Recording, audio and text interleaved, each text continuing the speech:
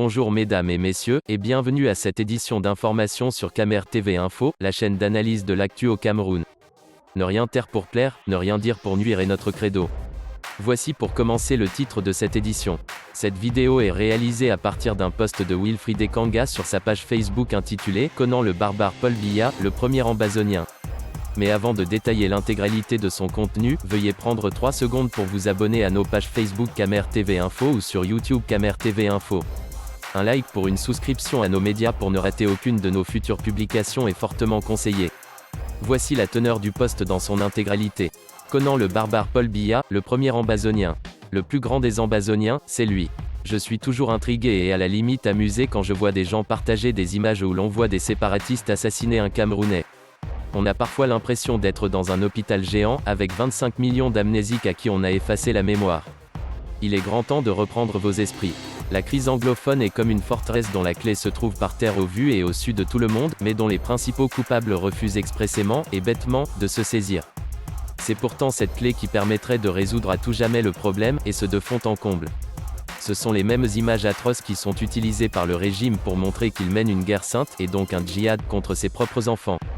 Dans un incroyable accès de stupidité politique, Biya Casper, ou ce qu'il en reste, et sa clique continue de penser qu'ils vont résoudre la crise anglophone en démontrant que les ambazoniens sont plus barbares qu'eux.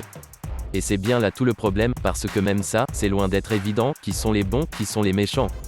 La réponse entraîne une autre question, tout aussi banale, qui a frappé le premier. Ne vous y trompez pas, celui qui ne se rappelle pas comment tout ceci a commencé se demandera toujours, tout aussi bêtement, pourquoi ça ne finit pas depuis tout ce temps. Tant que la maladie d'Alzheimer, au propre comme au figuré, continuera de gouverner le Cameroun, aucune solution ne sera trouvée. Aucune. Le pays est dans une impasse, un cul-de-sac. Et les choses ont plus de chances de bouger dans le mauvais sens que dans le bon. Parce que les gens ne veulent pas se souvenir du passé et apprendre de leurs erreurs. Angers démon. Mais avant de revenir à ce fameux passé, attardons-nous un instant sur le présent. Aujourd'hui même, mercredi 12 août 2020, se tient à Yaoundé la 1000e audience du journaliste blogueur Paul Chouta, au tribunal de grande instance. Comme d'habitude en l'absence de la plaignante, et au mépris de toutes les règles de procédure pénale inscrites dans la loi camerounaise. Première question. Conscient que même le pire des terroristes du globe terrestre a droit à un respect minimal de ses droits fondamentaux, avocat, procédure transparente et légalement conforme etc., que vous inspire le cas Chouta ?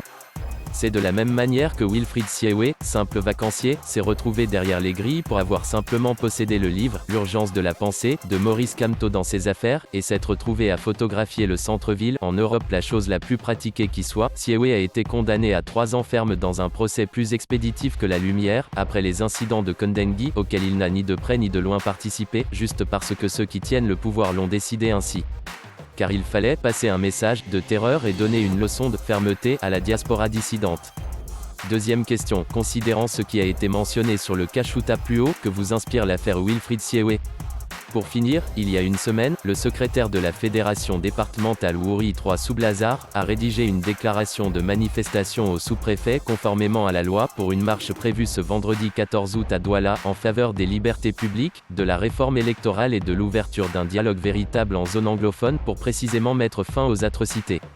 Ce dernier n'a rien trouvé de mieux que de ressortir le sempiternel motif du risque de troubles graves à l'ordre public, auquel ils ne croient pas eux-mêmes.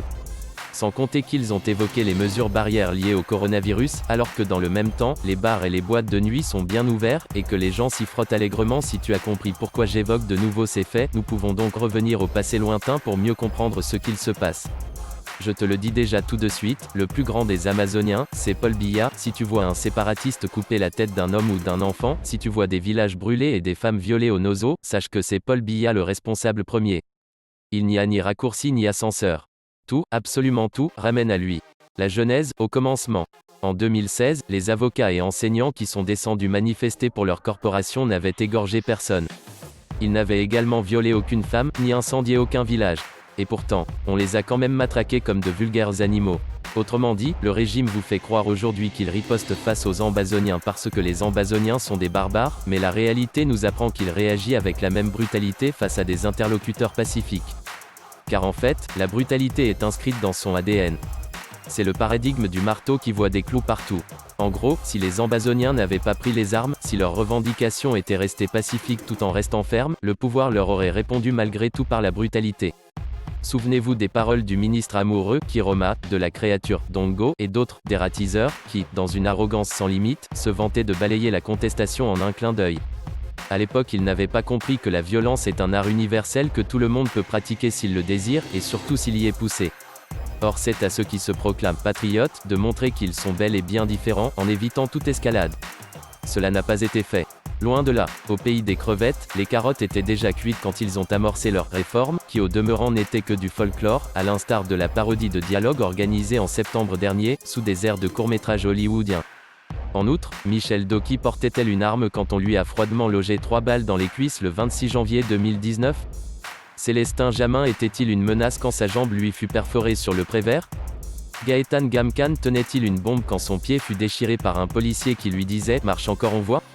Comprenez donc une chose, quand vous vous comportez ainsi face à des gens qui n'ont pas d'armes, vous leur envoyez le message suivant, le pacifisme ne sert à rien.